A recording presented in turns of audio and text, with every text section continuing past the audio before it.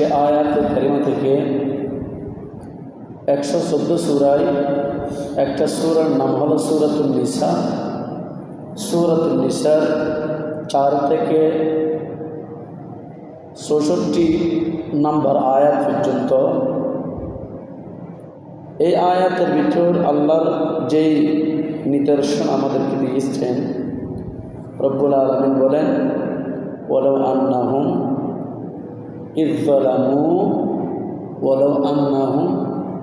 ইযযালামু, যারা নিজের আত্মার প্রতি জুলুম করেছ, যারা নিজের আত্মার প্রতি জুলুম করেছ। কিভাবে? আমি হাত দিয়ে অনেক খারাপ কাজ করেছি, নিজের শরীর দিয়েও অনেক খারাপ কাজ করেছি, মুখ দিয়ে করেছি, হাত দিয়ে হয়েছে, পা দিয়ে করলাম, নিজের আত্মা দিয়ে করলাম। আত্মা মানে কি? আমাদের শরীর এবং ভিতরে আর বাইরে এভরি পুরা বডির ভিতর আল্লাহ অনেক নিয়ামত দিয়েছেন, যার ভিতর একটা আত্মা বলে, যেটাকে আমরা রুহু বলি। যেমন দেহ আর রুহু, রুহু যখন দেহ থেকে বের হয়ে যায় তখন তাকে মৃত বলে। রুহু যখন দেহের সাথে আত্মার সাথে, রুহুর সাথে, রুহু আর আত্মার দেহের সাথে যখন কি সম্পৃক্ত হয় তাকে জীবিত বলা হয়। তো ভিতর থেকে যেটা বের হয়ে গেলে মানুষ মৃত হয় সেটার নাম আত্মা। আত্মা বা রুহু বলা হয় বলি আমরা। যেটা বের হয়ে গেলে মানুষ মারা যায়, মৃত বলে, লাশ বলে, তাকে কবর খনন করে লাশ হিসেবে, মাইয়াত হিসেবে কী করা হয়, কবর দাফন করা হয়। সুবহানাল্লাহ। যে ব্যক্তি আত্মার প্রতি, নিজের হাতের প্রতি, নিজের প্রতি জুলুমি করেছ, নিজের নফসের প্রতি জুলুমি করে, যারা জুলুমি করেছ তোমাদেরকে বলা হচ্ছে। কার প্রতি? মানুষের প্রতি না, নিজের আত্মার প্রতি, নিজের নফসের প্রতি। হাত পা, দেহ, চোখ, কান, নাক, মুখ, জিহ্বা, ঠোঁট এবং দাঁত, যা যা আল্লাহ নিয়ামত দিয়েছেন প্রত্যেকটা কিছুর প্রতি যারা জুলুমি করেছ, ফাস্তাগফিরুল্লাহ, ইস্তিগফার করো, তওবা করো। সুবহানাল্লাহ। ওয়াস্তাগফার, তারা যদি তওবা করত, ওয়াস্তাগফার লাহুমুর রাসূল, কোথায় গিয়ে? রাসূলের দরবারে গিয়ে। এখানে কত আল্লাহর দরবারে যাইতে বলা হয় নাই, যাইতে বলা হয়েছে কোথায়? ওয়াস্তাগফার, ইস্তিগফার করো, কোথায় গিয়ে? লাহুমুর রাসূল, আমার রাসূলের দরবারে গিয়ে, রাসূলের কাছে গিয়ে। লাওয়াজাদুল্লাহ তাওয়াবার রহিমা, যে ব্যক্তি আমার রাসূলের দরবারে গিয়ে নিজের আত্মার প্রতি জুলুমি করলো, গুনাহ করলো, রাতে দিনে 24 ঘন্টা গুনার মধ্যে লিপ্ত হয়েছে, গুনাহ করতে করতে গুনার গর্তের মধ্যে ঢুকে গেল, সেই ব্যক্তিকে আল্লাহ নিজেই একটা সুযোগ দিয়েছেন কি? বান্দা যা 2 নম্বরে যা গুনাহ করো না কেন, তোমাদের জন্য আরেকটা সুযোগ দিলাম কি? তুমি লাওয়াজাদুল্লাহ তাওয়াবার রহিমা, আল্লাহর রসুলের দরবার যখন লাহুমুর রসুল, লাওয়াজাদুল্লাহ, লাহুমুর রসুল, রসুলের কাছে যাও, রসুলের দরবারে যাও, গিয়ে লাওয়াজাদুল্লাহ তাওয়াবার রহিমা, আমার রসুল যদি তোমার পক্ষ হয়ে, আমি আল্লাহর দরবারে ইস্তিগফার করে, দোয়া করে, তোমার পক্ষ হয়ে সার্টিফিকেট দেয়, পক্ষ হয়, তাহলে লাওয়াজাদুল্লাহ তাওয়াবার রহিমা, আমি ক্ষমা প্রাপ্ত হিসেবে কবুল করে নেব। সূরাতুন নিসা 4 নম্বর পারায় 66 নম্বর আয়াতের মধ্যে আল্লাহ বলেছে, বান্দা গুনাহ করেছ, করবা, ঠিক আছে, তোমাদের কাজ গুনাহ করা, আমার কাজ মাফ করা বা ক্ষমা করা। আল্লাহ তো শুরু করে দিয়েছেন। আয়াত কখন নাজিল হয় দেখেন, হয়েছে আমার রাসূলের জমানায়। মানুষ যখন আল্লাহর দিন ধর্মকে ছেড়ে, রসুলের ধর্ম ছেড়ে, রসুলের রীতিনীতি ছেড়ে রসুলের সাথে দুশ্মনী করে, রসুলের আইনের সাথে দুশ্মনী করলো, সুন্নতের সাথে বেঈমানি করলো, রসুলের সাথে বেঈমানি করলো, রসুলের সামনে বেয়াদবি করলো। তারা করতে করতে এমনকি আমরা শুনেছি ইতিহাসে আমার রসুলের শরীর মুবারক, গর্দান মুবারকের মধ্যে, সে মুবারকের মধ্যে ওই গরু এবং ছাগলের নাড়ি বুড়ি পর্যন্ত উঠে দিয়েছিল। নাউজুবিল্লাহ। তাদেরকে বলা হয়েছে, আল্লাহ তাদেরকে তো বলেছেন, তাদেরকে নির্ধারিত করে, তো আমরা কি এ কথা কি আমাদেরকে বলা হয় নাই? আসেন 16টা তাফসীরে কিতাবের মধ্যে আমি নোট করেছি, বিশেষ করে এর মধ্যে তাফসীরে ইবনে কাসির রাহমাতুল্লাহ আলাইহি, আর একটা হল কুরতুবী শরীফ, ইমাম কুরতুবী শরীফের মধ্যে তাফসীর আল বাগাবী রাহমাতুল্লাহ আলাইহি, ইমাম বাগাবী রাহমাতুল্লাহ আলাইহি, তাফসীরে জালালাইন শরীফ আল্লামা জালালুদ্দিন সুয়ুতী, তাফসীরে নাসাই শরীফ, আরেকটা তাফসীর রয়েছে তাফসীর মাদারিজুন নবুওয়াত। এই কিতাবের মধ্যেও শুধু একটা নয়, 18টা কিতাবের 18 জন ইমামের মত, আল্লাহ বান্দাদেরকে এমন সুযোগ দিয়েছেন, বান্দা গুনাহ করলেও পাপ করলেও তোমাদেরকে সুযোগ দেওয়া হচ্ছে। তোমরা আমার নবীজির ইসলাম মানো নাই, আমার নবীজিকে মানো নাই, আমার নবীজির সাথে দুশমনি করেছো, ইসলামের সাথে বেঈমানি করেছো, আমার নবীর পিছনে নামাজ পড়ে, আমার নবীর গুনাহগান না গায়ে, আমার নবীর পক্ষ না হয়ে আমার নবীর বিরুদ্ধে কথা বলেছো, তারপরে তোমাদেরকে সুযোগ দেওয়া হচ্ছে। এই আবু জাহেল, আবু লাহাব, এই মুনাফিকগণ তোমাদেরকে সুযোগ দেওয়া হচ্ছে। যদিও বা নত স্বীকার হয়ে যদি আমার রাসূলের দরবারে গিয়ে ইস্তাগফির করো, নত স্বীকার করো, আমার রাসূল তোমার পক্ষ হয়ে যদি আমি আল্লাহর দরবারে কি করে ফরিয়াদ করে ইস্তাগফির করে, তাহলে আমি তোমাদেরকে ক্ষমাপ্রাপ্ত হিসেবে কবুল করে নেব।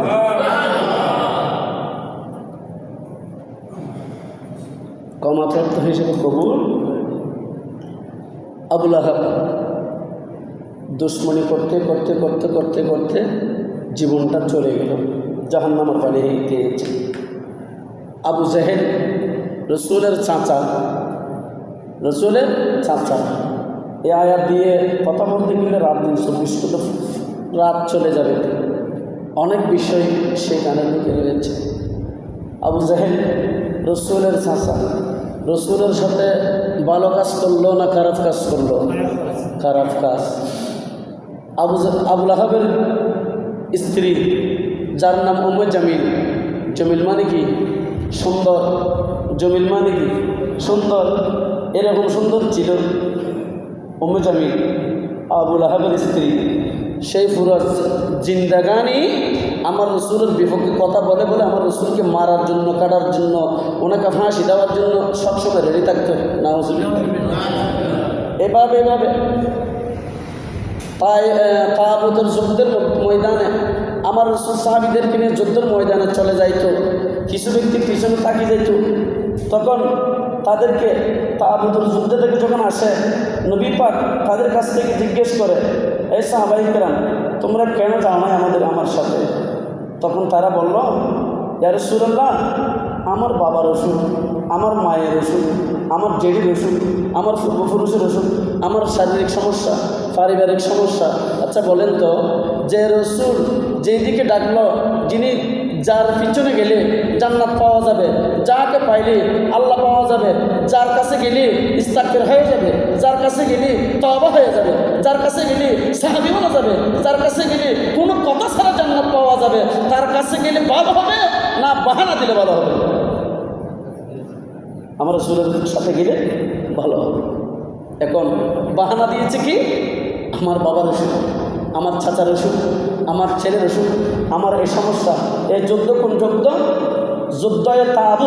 তাবুকের যুদ্ধ থেকে আয়েশা তাদের কাছ থেকে জিজ্ঞেস করত, তখন এক একটা বাহানা দিয়ে তখন আমার রাসূল বলল, এই পিছনের সাহাবীরা যারা আমার সাথে যুদ্ধের ময়দানে অংশগ্রহণ করেছ, তোমাদেরকে বলা হচ্ছে তোমরা কি এদেরকে চিনো?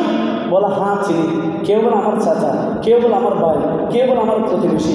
তখন তাদেরকে জিজ্ঞেস করলো, আজকে থেকে তোমার প্রতিবেশী নন, আজকে থেকে তোমার ভাই নন, আজকে থেকে তোমার আত্মীয় স্বজন নন। কেন? আজকে থেকে এই সাহাবায়ে কেরাম, তোমরা যারা আমার সাথে যুদ্ধের তাবুতের মধ্যে যুদ্ধের অংশগ্রহণ করেছ, আজকে থেকে এখানে তোমাদের একটা ভাই থাকতে পারে, এখানে তোমার আত্মীয় থাকতে পারে, এখানে তোমার মা থাকতে পারে, এখানে তোমার আত্মীয় স্বজন থাকতে পারে। তাদের সাথে খাওয়া দাওয়া, উঠা বসা, লেনে দেনে সব কিছু তোমাদের জন্য হারাম। ওই দিনের ঘটনা তো বলেছিল, গালি দেওয়া কি খারাপ? মানুষকে কি গালি দেওয়া খারাপ? তো তখন আমি বলবো, আল্লাহ নিজেও গালি দিয়েছেন। আল্লাহ নিজেও গালি দিয়ে দেন না, হঠাৎ দিয়ে দেয়। কোরআন শরীফ খাওয়া না, আল্লাহ হঠাৎ গালি দিয়ে দেয়। কোরআন শরীফ আল্লাহ অনেকে গালি দেন না, ಅದು ಆ ಹಿಂದೆ ಕಲಿದೆ ಹೊಲಿದಿದೆ ಉತ್ತುಲ್ಲಿಂ ಬಾದ ದಾಲಿಕ ಸಾನಿ ಜಾಗೋ ಬಡಕಿದೆ সুবহানাল্লাহ। আর রসুল্লাহ যাতে বেয়াদিবি করে, ও রসুল আমার হইতাম না, যে জাগোবাদী হইতাম না। আমার রসুল বলেন, এই আমার রসুল বলি, ইয়া রাসূলুল্লাহ হাবিবাল্লাহ, আপনি তার সাথে তর্ক করবেন না। কেন জানেননি? কেন জানেননি? সেই তো ভালো ছেলে না, সেই তো একজন যারা সন্তান, তার সাথে কথা বলার দরকার নেই। কেন? সে ভালো ছেলে না, তার বাবা ঠিক নাই, তার মায়ের চোখ দক্ষিণ নাই, সেই জন্য তোমাকে এই যারা সন্তানের পরিচয় দিয়েছেন, এই আমার রসুলকে তার সাথে তর্ক করার দরকার নেই। আচ্ছা আসি এখন ওই যে আয়াতের আরও কথা বলছি। তাওবাতের যুদ্ধ থেকে তখন আসার পর তাদের কাছ থেকে জিজ্ঞেস করলো, এক একজন এক এক বাহানা দিল। তখন আজকে থেকে তাদেরকে বারণ করে দিল, যারা আমার সাথে অংশগ্রহণ করেছ, তোমাদেরকে বলা হচ্ছে আজকে থেকে এখানে তোমার আত্মীয় স্বজন থাকতে পারে, ভাই থাকতে পারে, বাবা থাকতে পারে, বন্ধু থাকতে পারে।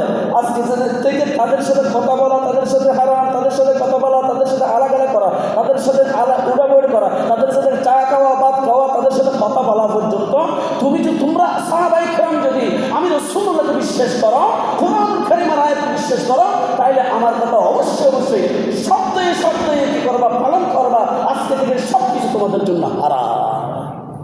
আমার রসুল যাদের সাথে কথা না বলার বারণ করে দিয়েছেন, তাদের সাথে আমরা কথা বলবো না? বলেন না, বলবো না। কেন? আমার রসুলের নুরানি জবান দিয়ে বলেছেন, তাদের সাথে কথা বলিও না। কেন? তারা ভালো না। কেন? তারা আমার সাথে 2 নম্বরে করেছে। তাওবাতের যুদ্ধ যখন আমি ডাকলাম, তারা একটা বাহানা দিয়েছে, মিথ্যা কথা বলেছেন। আর যারা রসুলের সাথে মিথ্যা কথা বলে, তারা কোনো কথা ছাড়াও জাহান্নামী। যে কথা আমার না, আল্লাহর কোরআনুল কারীমের সূরাতুন নিসার কথা এবং তাফসীরে অসংখ্য তাফসীরকারীগণ বলতে লাগলেন, যারা রাসূলের সাথে বেয়াদবি করার পরেও আল্লাহ কত সুযোগ দিয়েছে। দেখেন কি, আমার রাসূল তো বলেন কোনোদিন জীবদশে 63 বছর জিন্দাগানির মধ্যে কোনো উম্মতকে লানত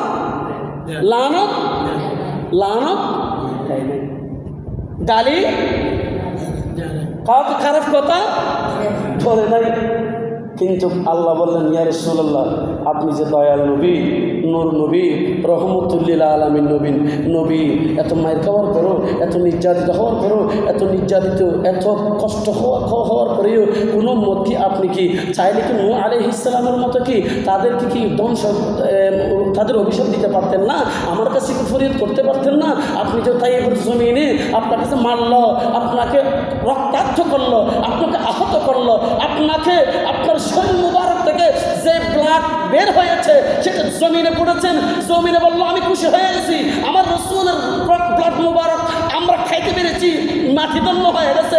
আব্দুল্লাহ ইবনে জুবাইর বলতে লাগলো, আমি রাসূল সাল্লাল্লাহু আলাইহি ওয়াসাল্লামের রক্ত মুবারক, ব্লাড মুবারক আমি খেয়েছি, জাহান্নামের আগুন আমি হারাম করে দিয়েছি। ফেরেশতারা বলল, ইয়া রাসূলুল্লাহ, আপনার ব্লাড মুবারক শরীর থেকে পড়তে দিব না মাটিতে। কেন? আমরা আপনার ব্লাড মুবারক সংরক্ষণ করার জন্য আমরা ফেরেশতারা যথেষ্ট। সেই দিন নারী বুড়ি তুলে দিয়েছিল, কবরকরণ করে জীবিত তাকে কি করা হয়েছিল, কবর দেওয়ার কথা ছিল, কিন্তু দিতে না দিতে আমার রাসূল বলল, জিবরিল, আল্লাহ বলল, জিবরিল যাও না আমার রসুলের কাছে।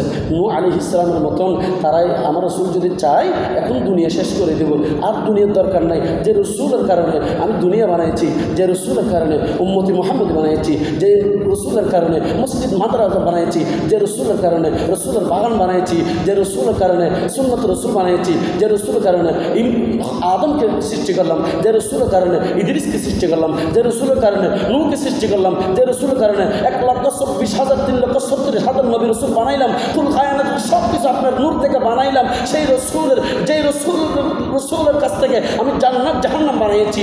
সেই রসুলের সাথে যদি বেয়াদবি করে, ইয়া রাসূলুল্লাহ আপনি একটু জবান দিয়ে বলেন, আমি এখন শেষ করে দেব। সুবহানাল্লাহ। আমার রসুল কি বলল? ইয়া আল্লাহ তাআলা বারি ওমা আরসালনাকা ইল্লা রাহমাতুল লিল আলামিন।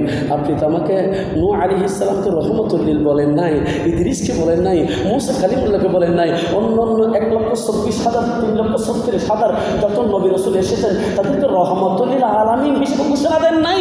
আপনি কোরআনুল কারীমের মধ্যে ঘোষণা দিয়েছেন ওমা আরসালনাকা ইল্লা রাহমাতুল লিল আলামিন বলে আমি রাসূলকে ঘোষণা দিয়েছেন যেমন রহমতুল লিল আলামিন পাঠিয়েছেন তেমন রহমত ওয়ালাই হবে। আর তাওজুর সুবহানাল্লাহ। সেই জন্য আমার উম্মতকে বুঝে নাই, আমার খায়ে নাড়ি বুড়ি উঠে দিয়েছে। ইয়া আল্লাহ আমার উম্মত বুঝে নাই, একদিন ঠিকই বুঝবে। আমার গায়ের উপর আমার শরীরে কী করলো, খারাপ কথা বললো, আমাকে নির্যাতিত করলো, আমাকে নির্যাতন করলো, সমস্যা নাই, সে একদিন মৃত্যুর আগ হলেও একদিন বুঝবে। তারপরে যারা বুঝবে না জীবদর্শের মধ্যে জীবিত থাকা অবস্থা তাদের জন্য সুযোগ দিয়েছিল আল্লাহ।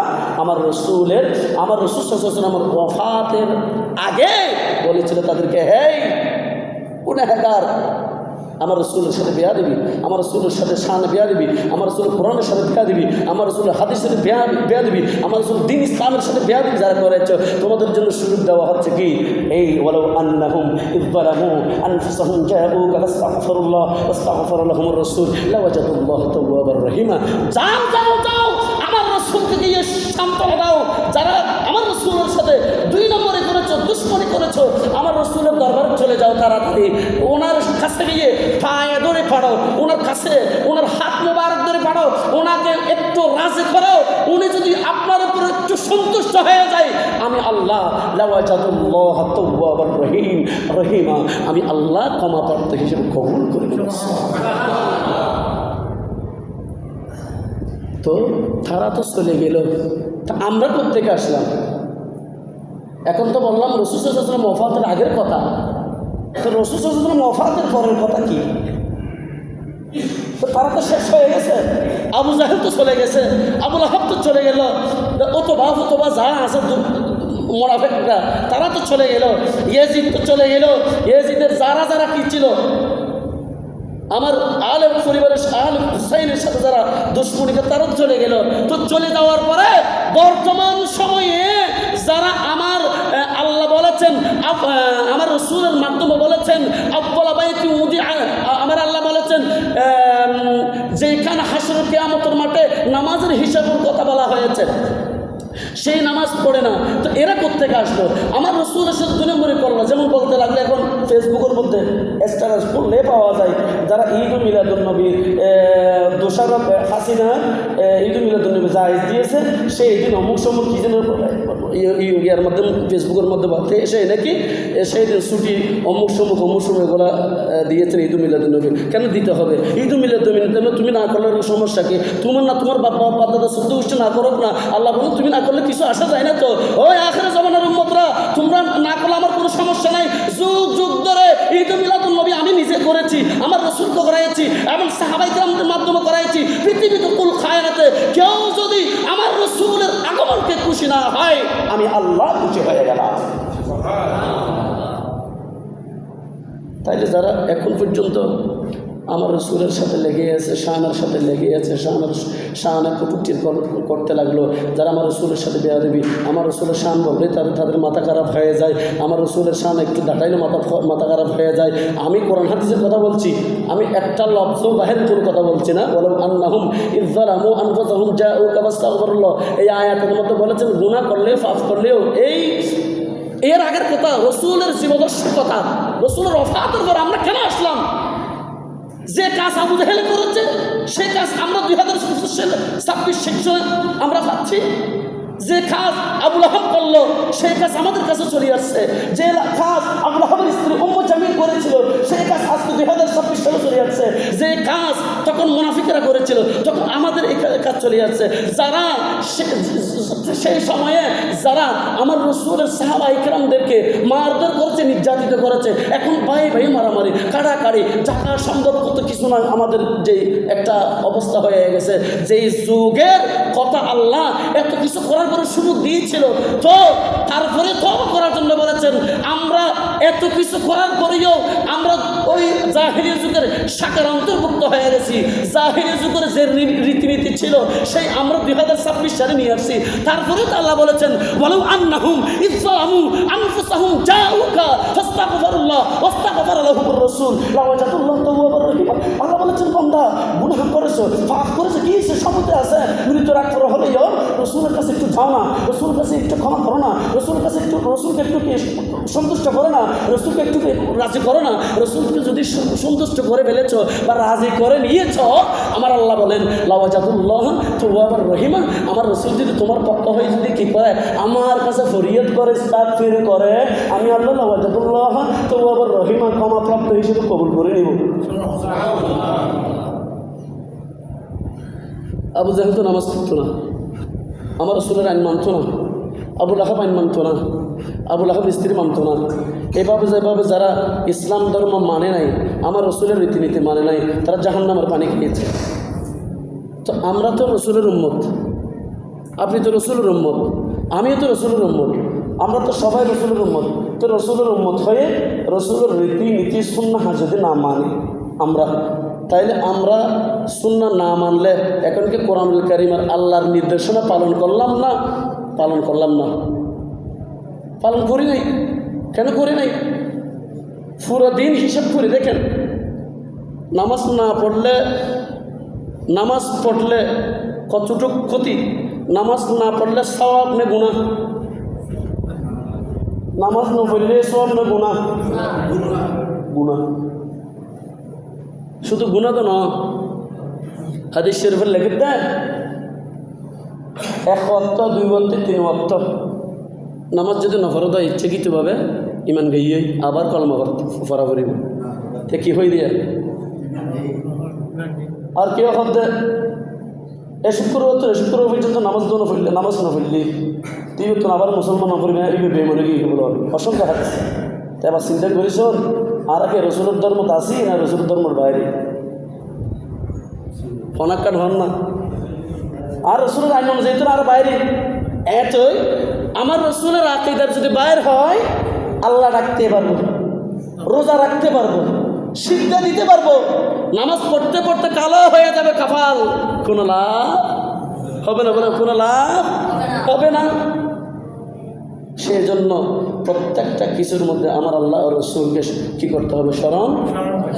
স্মরণ করতে হবে। আল্লাহ বলেন আমার রসুলকে স্মরণ করেছ, আমি আল্লাহ কি করলাম? কবুল করে নিলাম, ক্ষমাপ্রাপ্ত হিসেবে কবুল করে নিলাম। আল্লাহ দলিলটা কি? সূরাতুন নিসা এই আয়াত ৬৬ নম্বর আয়াতের মধ্যে শেষ আকারে কি বলেছেন?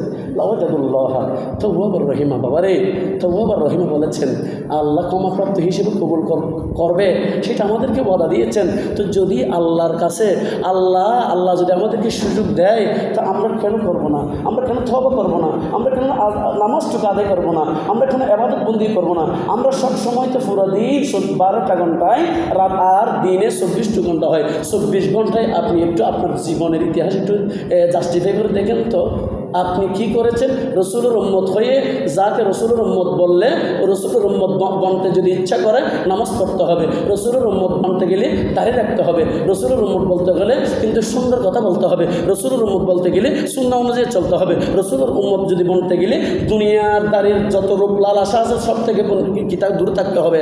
এই রসুলের উম্মত যদি বনতে চাই সহিভাবে, সহি যদি আমি রসুলের উম্মত বনতে চাই, তাহলে বড়দেরকে সমস্যদেরকে স্নেহ করতে হবে। এগুলো তো সুন্নাত রসুল। খাওয়ার সময় দোয়া পড়তে হবে, উঠার সময় দোয়া পড়তে হবে, হাঁটার সময় জিকির করতে হবে, আল্লাহ ও রসুলের সবসময় স্মরণ করতে হবে, ইবাদত বন্দি করতে হবে। শুধু তাও না, দেখেন একটা জিনিস, সেটা হচ্ছে আমরা যে পুরো দিন নামাজ পড়ি, পুরো দিন যে নামাজ পড়ি সকাল, এটা ডিউটি কার?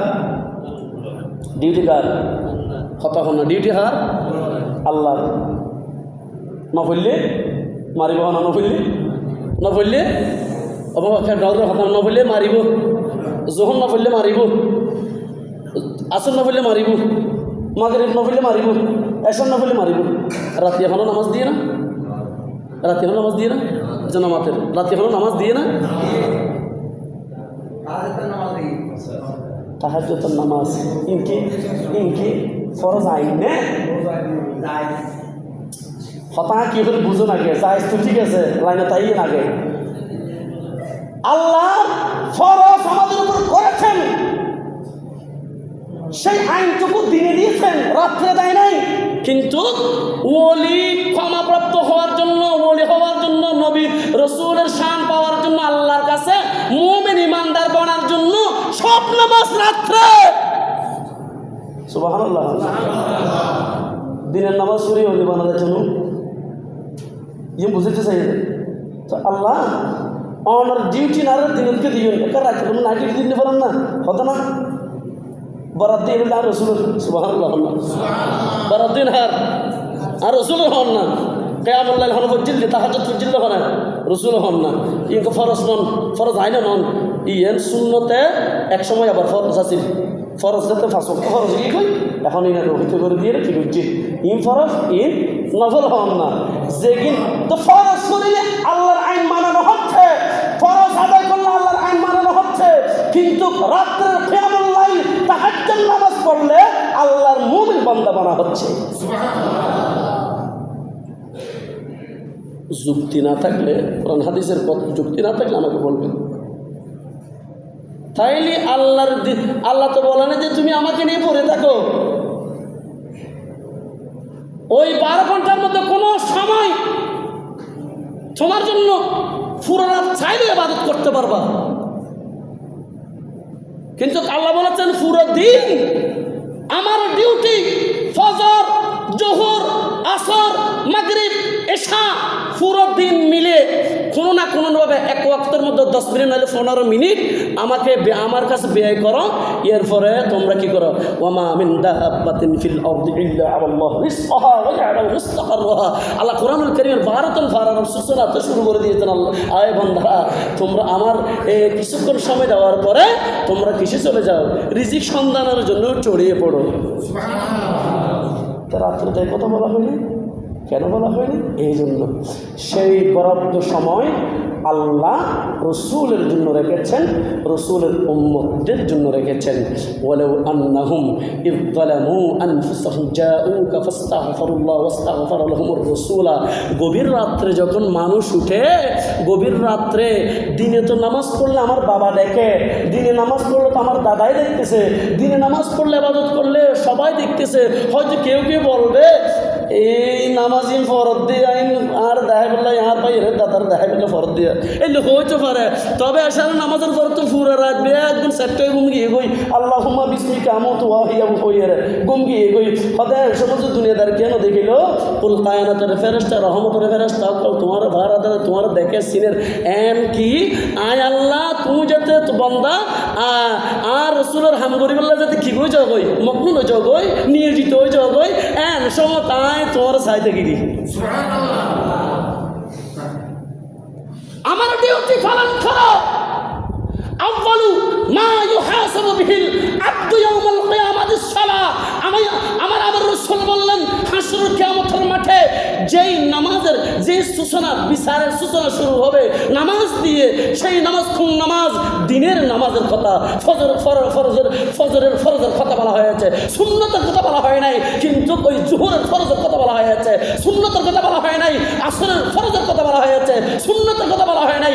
মাগরিবের ফরজের কথা বলা হয়েছে, সুন্নতের কথা বলা হয় নাই। ওই এশারের ফরজের কথা বলা হয়েছে, সুন্নতের কথা বলা হয় নাই। ওই সুন্নত কেন দিলেন আল্লাহ? সুন্নত দিয়েছি ফরজগুলা কবুল হওয়ার জন্য, সুন্নত ঢুকাই দিলাম।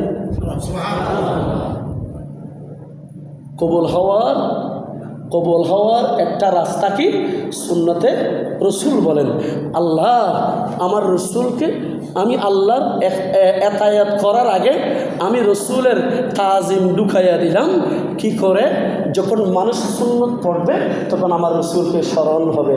আর যখন মানুষ ফরজের আগে, আমি আল্লাহর কাজ করার আগে যখন সুন্নত নাওয়াইতু আন উসাল্লি লিল্লাহি তাআলা রাকাআতাই সালাতিল ফজর, সুন্নত রাসূলুল্লাহ তাআলা, সুন্নত রাসূলুল্লাহ তাআলা, সুন্নত রসুলের কথা স্মরণ হয়েছে। আর যখন দুপুরে দাঁড়াইবো ফরজ আল্লাহর ইবাদত করার জন্য, আল্লাহর নির্দেশনা পালন করার জন্য, তখন বলবে নাওয়াইতু আন উসাল্লি লিল্লাহি তাআলা আরবাআ রাকাআতি সালাতিল যুহর, সুন্নাত রাসূলুল্লাহ, সুন্নাত রাসূল। তখন তো ফরজের আগে রাসূলকে স্মরণ করায় দিয়েছেন নিজে আল্লাহ।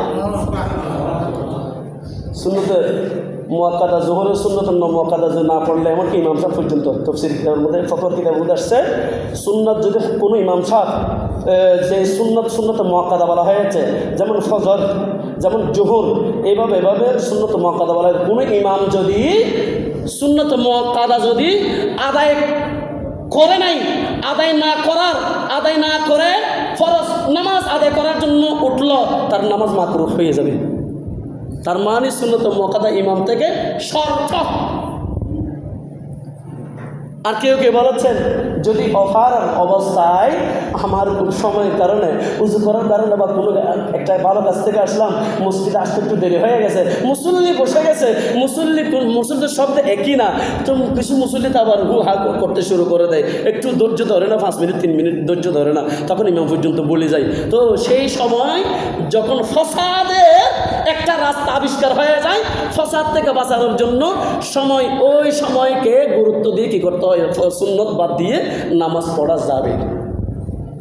শুধুমাত্র এই ধরনের কাজকর্ম এগুলো থেকে বাঁচানোর জন্য। তবে সুন্নত কি মাফ হবে না? বলেন মাফ হবে।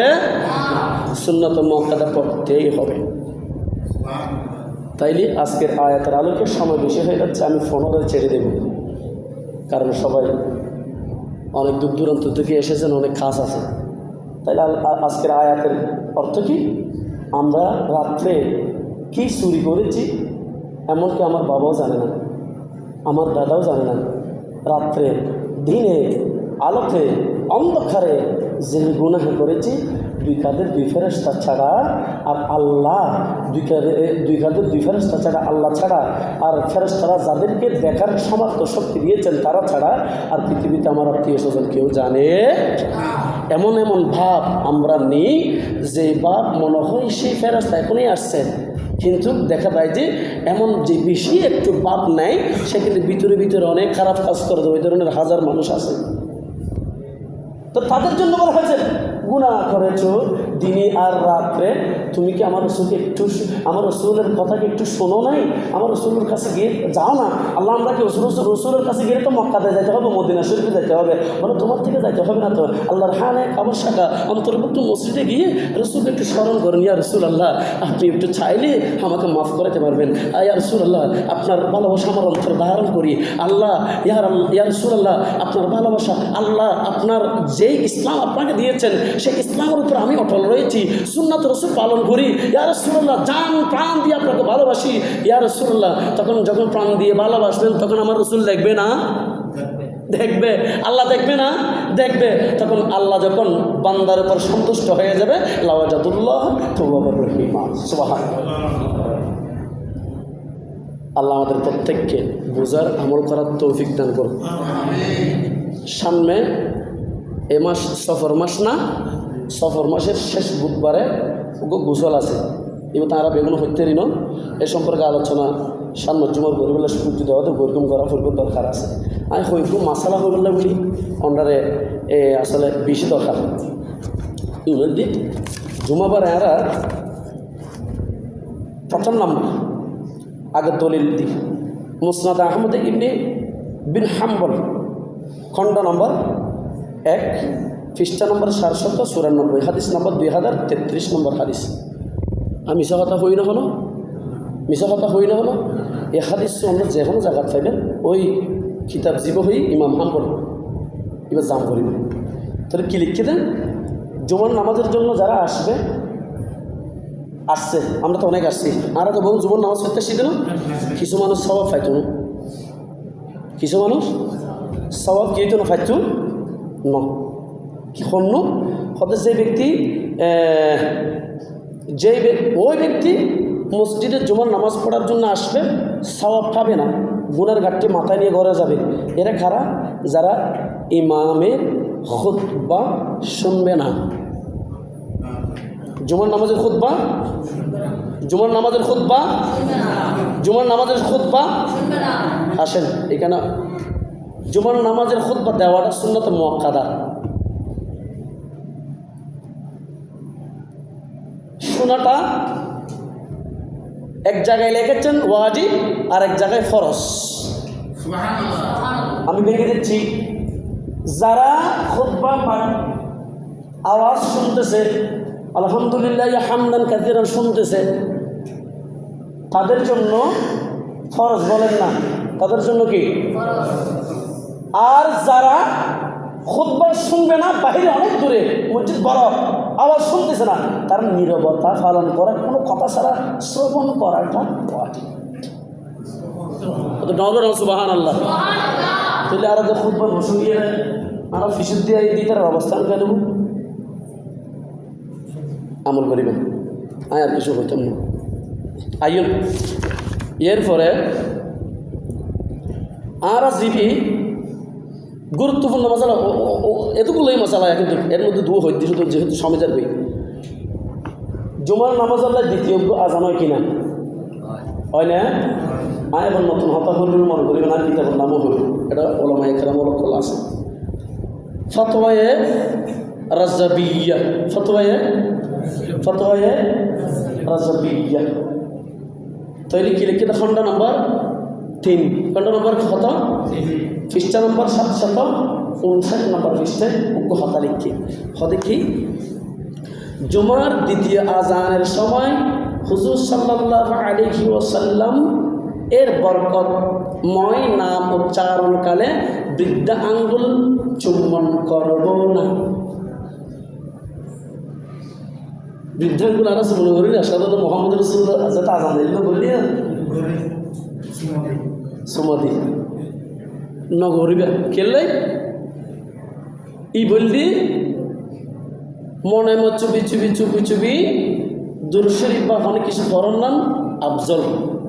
সুমানো বোঝাতে সুমাদে দিয়ে সুমার নিয়ম কানুন না জানে, পুরা হাদিস শরীফের গোড়া অর্ধেক ফেলে দেবে গোড়া। আর কি হইদি কুররাতু আইনি বিকা ইয়া রাসূলুল্লাহ হইতো না, এটা আরেক শব্দ আছে, আল্লাহুম্মা আতিনি কুররাতু আইনি বিকা ইয়া রাসূলুল্লাহ। আদম ফেলা দিয়ে আদম কি করে শুধু মারা আর নিয়ম না জানি, তো নিয়ম না জানিলি বেকরমতি চইলে বৃদ্ধাঙ্গুল চুম্বন করব না, শুধুমাত্র মনে মনে দুরূদ শরীফ পড়বে আর অন্য কিছু করবে না, এমনকি জিহ্বাও লড়াচড়া করবে না, অন্তরে ধারণ করব। আর কথা না যদি খারাপ কথা হয়ে থাকলে হান ওখানে আজ কিতাবত তৈরি দিই এবং আমি ফিস্টার নম্বর কন্ট্রোল করো, মানিলে মনে করো, মানিলে কিছু করার নাই, আর কিনা হয়ে বেলায়।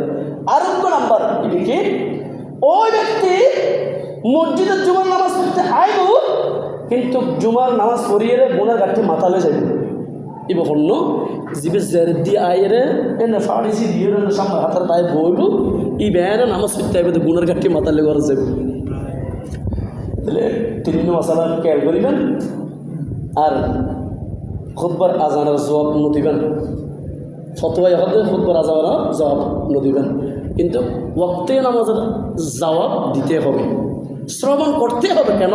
ওয়াক্তে নামাজের আজান শোনাটা আপনার জন্য আমার জন্য আফজল যেন শুধু শর্ত। কেন?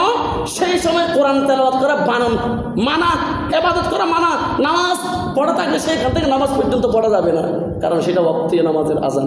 আর ওয়াক্তে নামাজের আজান আর খুতবার আজান বেশ কম আছে কিনা?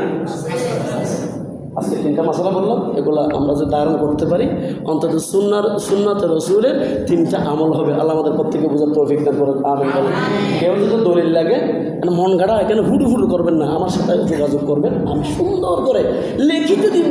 আরবি বুঝলে আরবি লিখে দিব নি, তাহলে বাংলা টালা কত হয় না, আরবি লাগলে আরবি দিব, উর্দু লাগলে উর্দু, সুন্দর করে আমি দলিল সহকারে দিব। আল্লাহ আমাদের প্রত্যেকে বোঝার আমার দ্বারা তৌফিক দান করুন। আমরা গুনাহ করেছি, পাপ করেছি। আমি বলবো আমার এলাকার বিশেষ করে আমার ভাইদেরকে বলবো, যুবক ভাইদেরকে, আপনাদের ছেলে মেয়ে কী শিখবে আমাদের কাছ থেকে, আমাদের ছেলে মেয়ে কী শিখবে আমাদের কাছ থেকে, সেই দিকে লক্ষ্য করবেন। নামাজ পড়বেন, দিন ধর্মের উপর দাবিত হন, দিন ধর্মের উপর দাবিত হন, মসজিদ মাদ্রাসার প্রতি দাবিত হন। খারাপ কাজ থেকে দূরে আসেন, দূরে সরে যান, ভালো কাজের দিক দিকে একটু কাছে আসেন। কারণ আপনার ছেলে, আপনার বউ বেটি কেউ আপনার আপন হবে না। শুধুমাত্র আজকে যে জুমার নামাজ পড়েছেন, সেই জুমার নামাজের ইবাদত যদি সহি হয়, আহসান আমল হয়, তাইলে সেই আমল আমাদের কাজে আসবে, নাইলে কোনো কাজে আসবে। وآخر دعوانا أن الحمد لله رب العالمين. السلام عليكم ورحمة الله وبركاته.